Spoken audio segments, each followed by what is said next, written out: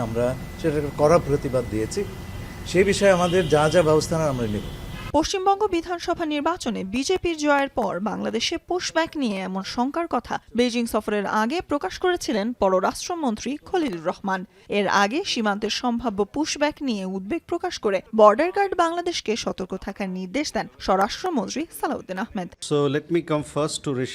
বৃহস্পতিবার সাপ্তাহিক ব্রিফিংয়ে ভারতের পররাষ্ট্র মন্ত্রণালয়ের মুখপাত্র রণধীর সিং জয়সওয়াল বলেন, অবৈধ অভিবাসীদের প্রত্যাবাসন প্রক্রিয়া সুশৃঙ্খলভাবে সম্পন্ন করতে চায় ভারত। তার আশা, দ্রুত নাগরিকত্ব যাচাইয়ের কাজ শেষ করবে Bangladesh. Over 2,860 cases of nationality verification are pending with Bangladesh, and some of it, or several of it, a lot of it, for over 5 years.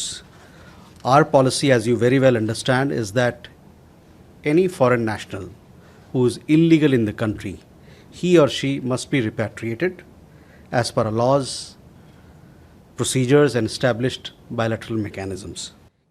এছাড়া বিএসএফ এর বিরুদ্ধে ওঠা অভিযোগগুলো খতিয়ে দেখা হচ্ছে বলেও জানান রণধীর জয়সওয়াল। বলেন, এই বিষয়ে প্রয়োজনীয় সকল পদক্ষেপ নেওয়া হবে। Illegal immigrants of whose data we have shared with the Bangladeshi side for their confirmation of their nationality, so that in a smooth manner people can be repatriated. And we expect that Bangladesh will take due action in this regard. এর আগে দিল্লি সফররত বাংলাদেশি সাংবাদিকদের সাথে মতবিনিময় ভারতের পররাষ্ট্র সচিব বিক্রম মিশ্রি দাবি করেন, বাংলাদেশে অতীতের বিতর্কিত নির্বাচনে ভারত কখনোই ইঞ্জিনিয়ারিং করেনি। বলেন, যে সরকারই বাংলাদেশের ক্ষমতায় থাকবে তার সঙ্গেই সুসম্পর্ক বজায় রাখবে দিল্লি। তিস্তা, গঙ্গাসহ সকল অমীমাংসিত ইস্যু নিয়ে সমাধান বের করারও আশা ব্যক্ত করেন ভারতের পররাষ্ট্র সচিব। সুলতানা স্বর্ণা, এখন ঢাকা।